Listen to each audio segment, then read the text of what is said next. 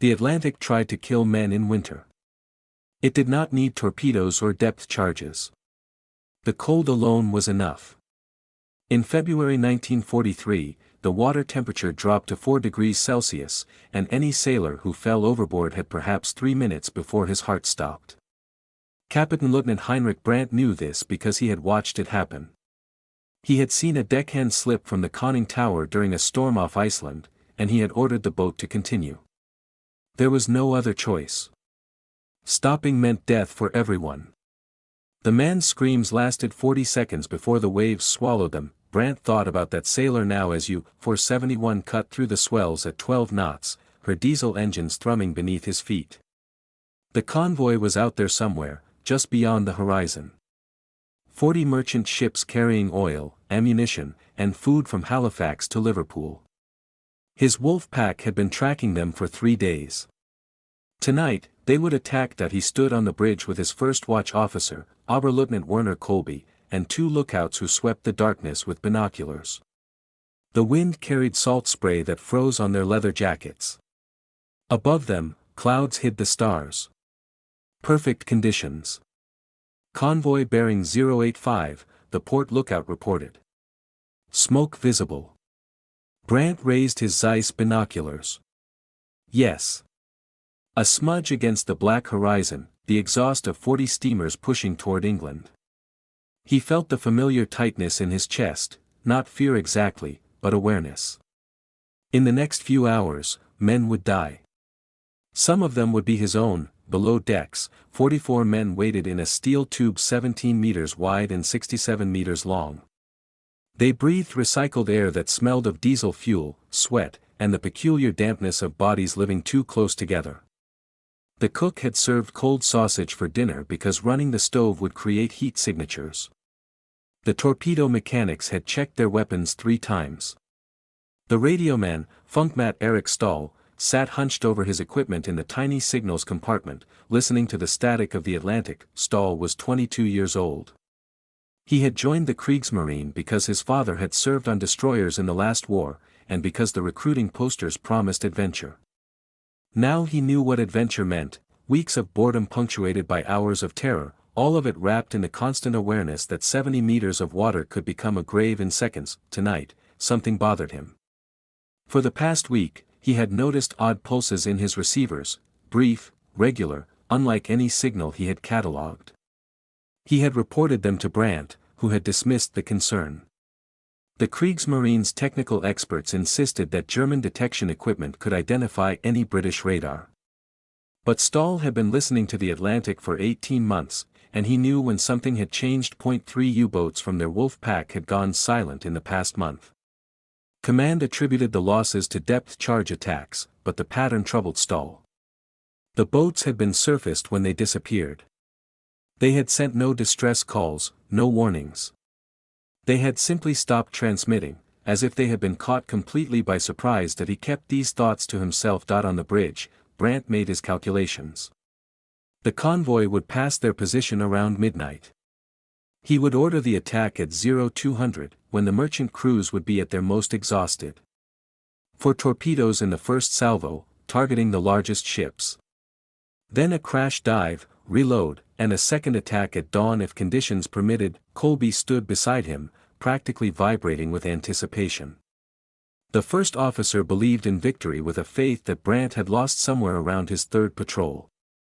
Kolbe saw numbers, tonnage sunk, medals earned, Germany's enemies brought to their knees. Brandt saw faces. The merchant sailors burning in oil slicks. The survivors who clung to wreckage until the cold took them. He did his duty because duty was all he had left, but he no longer believed it was noble. He reached into his jacket and touched the photograph he carried against his chest. Anna and the baby. His daughter was 6 months old, and he had never held her. She had been born while he was hunting convoys off Newfoundland. By the time he returned to Brest, she would be walking. If he returned. Commander, the starboard lookout said, all clear to starboard. Very well. Maintain course and speed. Brandt did not see the aircraft circling 5 miles to the north. He did not know that its radar had already found them, a bright pulse on a green screen, painted every 4 seconds with perfect clarity. He did not know that he had perhaps 90 minutes left before everything changed. The Atlantic rolled black and cold beneath him. The convoy smoke thickened on the horizon. And somewhere in the darkness above, death was patient. Flying Officer David Marsh had learned to see death as mathematics. Each pulse on his radar screen represented variables: speed, bearing, range, probability. If the contact was a U-boat, and if they reached it before it dived, and if the depth charges fell within lethal radius, then 40 men would cease to exist. The equation was simple. Living with it was not that he sat in the belly of Sunderland Q Queenie, a 4-engine flying boat that had been hunting submarines for 14 months. The aircraft smelled of aviation fuel, oil, and the particular staleness of men who had been airborne for 8 hours. Around him, the crew moved through their routines with the mechanical efficiency of exhaustion. They had flown convoy escort 17 times this month. Sleep had become a memory. The Type 271 radar set hummed beside him, its cathode ray tube painting a green circle every 4 seconds. Most contacts were nothing: wave returns, fishing boats, the occasional whale surfacing to breathe. But tonight, at 2,247 hours, Marsh saw something different. A bright return. Consistent. Moving at 12 knots on a heading that would intercept the convoy. Contact bearing 045, he said into his intercom. Range 7 miles. Surface vessel, probable submarine.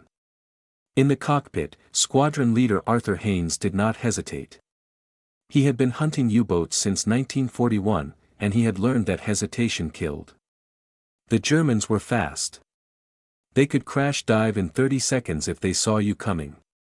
But if they did not see you, if you came out of the darkness with your engines throttled back and your altitude low, then you had them. All crew, action stations.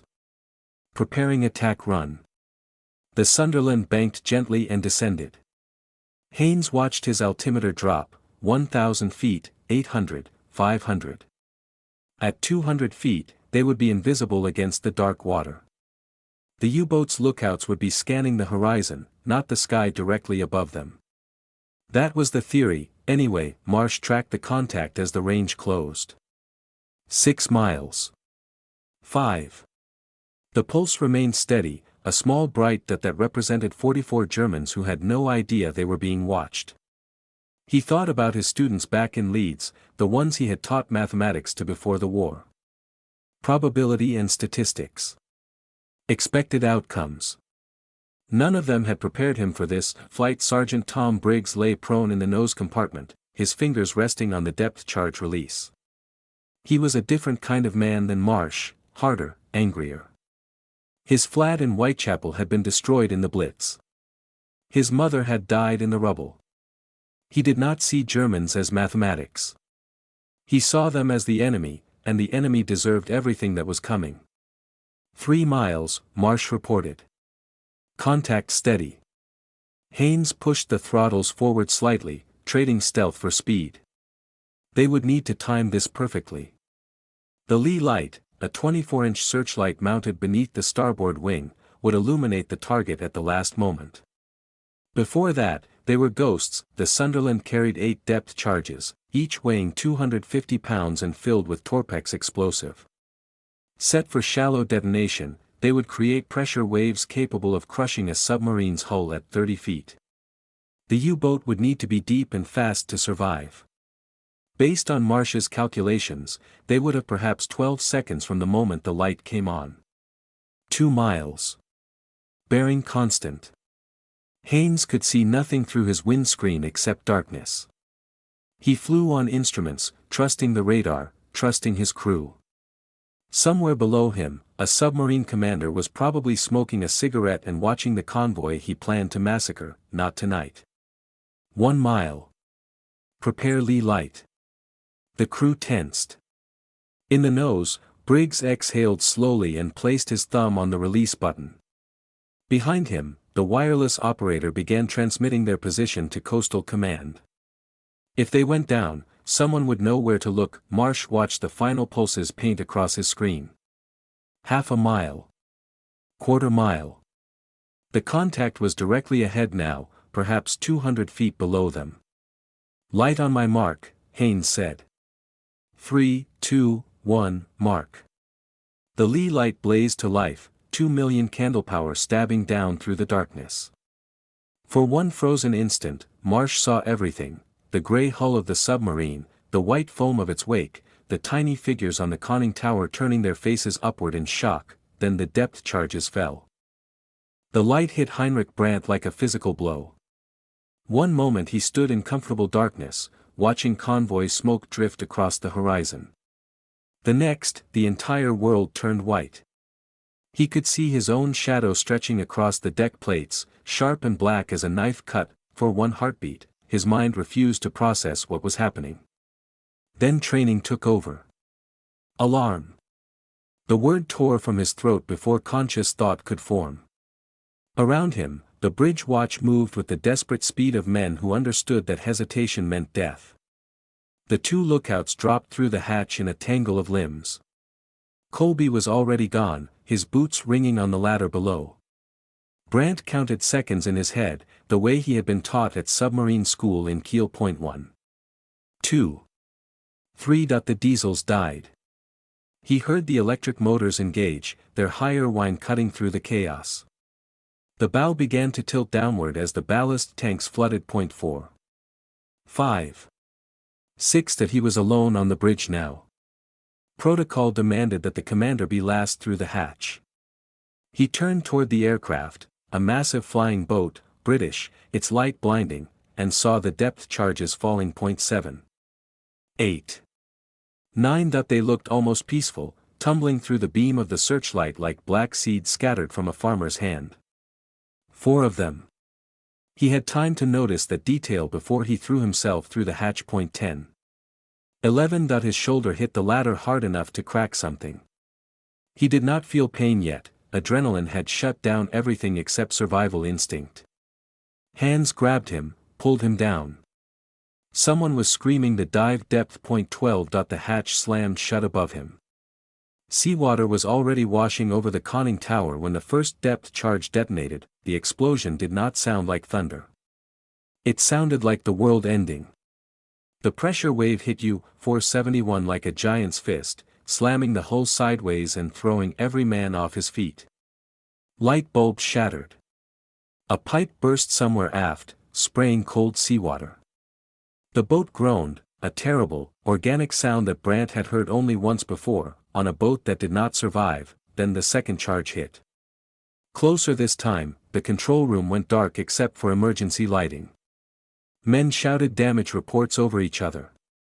Brandt pulled himself upright against the periscope housing and tried to make sense of the chaos. His ears were ringing. Blood ran down his face from a cut he did not remember receiving. Damage report, he shouted. All stations. The answers came in fragments. Engine room, minor flooding, contained. Battery compartment, secure. Torpedo room, 1 man injured, possible broken arm. Hull integrity, holding. They were alive. Somehow, impossibly, they were alive. Depth 100 meters, the diving officer called out. Boat is stable. Brandt closed his eyes for one moment. The depth charges had been set shallow, the British had expected to catch them on the surface. If they had been 3 seconds slower through the hatch, the explosions would have crushed them. Silent running, he ordered. All unnecessary systems off. Minimum crew movement. The boat went quiet. 44 men held their breath and listened to the aircraft engines circling above them. The sound came through the hull as a distant drone, persistent as a wasp. The British were not leaving. They were waiting. Stahl appeared at Brandt's elbow, his face pale beneath a mask of blood from a scalp wound. They knew exactly where we were, the radioman whispered. Commander, they saw us in complete darkness. That is not possible with normal radar. Brandt did not answer. He was thinking about the 3 boats from their wolf pack that had disappeared without warning. He was thinking about the strange pulses Stahl had reported. He was thinking about what it meant if the British could see through the night itself. Above them, the aircraft dropped marker flares and called for surface escorts. The hunters had become the hunted. In the green glow of the emergency lights, Brant looked at his crew. These men had trusted him with their lives. Some of them were barely old enough to shave. They had joined the submarine service for glory and adventure, and now they sat in a damaged steel coffin 100 meters below the Atlantic, listening to their own death circle overhead. That he thought about his wife. He thought about his daughter, then he straightened his shoulders and began giving orders. They would survive this. They had to survive this. The depth charges had stopped falling, but the war was not over. It had only just begun to change. 3 days later, the coast of France appeared through the periscope like a gray line drawn between sea and sky. Heinrich Brandt studied it for a long moment before lowering the scope. Home. Or what passed for home in the third year of a war that had already consumed everything he loved about the world. The journey back had nearly killed them. U-471 limped through the Bay of Biscay at 8 knots, her starboard diesel cracked and leaking, her crew hollow-eyed from exhaustion and fear. They traveled submerged during daylight hours, surfacing only at night to charge batteries and breathe air that did not taste like poison. Every shadow on the horizon sent them diving. Every aircraft engine in the distance made their hearts stop. Of the 5 boats in Wolfpack's stern, only U-471 returned. The others had simply stopped transmitting, one by one, until the radio frequencies went silent. Brandt did not know if they had been sunk or captured or had simply vanished into the depths. He suspected he would never know. The submarine pens at Brest rose from the harbor like concrete tombs. Massive structures built to withstand bombing raids, they housed the Kriegsmarine's Atlantic fleet in dark, echoing caverns that smelled of fuel oil and rust.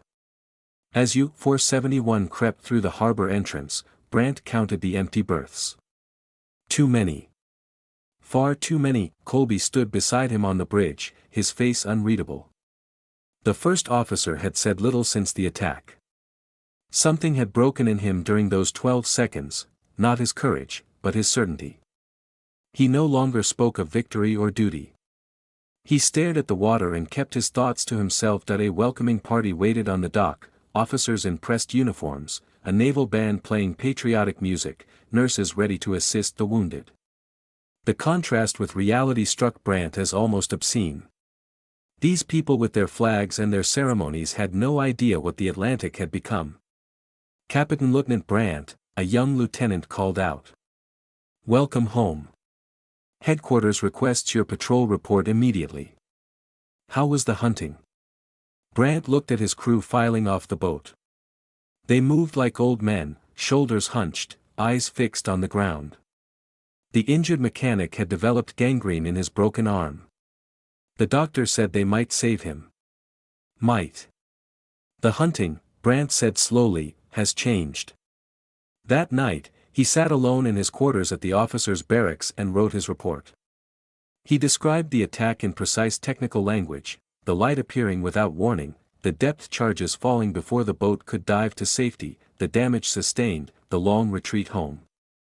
But in the final section, he departed from standard format. "It is the assessment of this officer," he wrote, "that the enemy possesses detection equipment of a type previously unknown to our forces. This equipment appears capable of locating surface submarines in complete darkness at ranges exceeding 5 miles. Without effective countermeasures or warning receivers, night surface operations in the presence of enemy aircraft must be considered extremely hazardous." He recommended immediate development of detection equipment for centimetric wavelengths. He recommended changes to tactical doctrine. He recommended that no submarine operate on the surface within range of enemy aircraft. The report was filed. It was read. It was acknowledged that it was not acted upon. In England, David Marsh received a letter of commendation for his role in the attack on U-471. Probable damage, the citation read. Possible kill. He put the letter in his footlocker and did not look at it again. That night, he sat in the pub near the airfield and drank until he could not see the faces in his mind anymore. Haynes flew 6 more patrols before his Sunderland disappeared over the Bay of Biscay in April. No wreckage was ever found. Briggs survived the war and returned to London, where he worked as a bus driver and never spoke about what he had done. Brandt survived as well. In May 1943, the month the Allies would call Black May, 43 U-boats were lost in 30 days. The wolf packs withdrew from the North Atlantic. The technology gap that Brandt had identified in his report had become a slaughter. He commanded U-471 for 2 more patrols before being reassigned to a training command in the Baltic. The Kriegsmarine needed experienced officers to teach the next generation of submariners. What they learned would help them survive a little longer. It would not change the outcome. On the last night of the war, Brandt burned his uniform and walked home to Hamburg. Anna was waiting for him in a ruined apartment with no windows. His daughter, now 2 years old, hid behind her mother's legs and stared at the stranger in the doorway. He knelt down and held out his hand. The girl studied him with serious eyes, her mother's eyes, and then slowly stepped forward. "Papa?" The word broke something in him that had been frozen since February 1943. He gathered his daughter in his arms and wept. 12 seconds. That was how long it had taken to change everything. 12 seconds between the light and the dark, between life and death, between the war he had known and the war that had destroyed his world. He never forgot the count.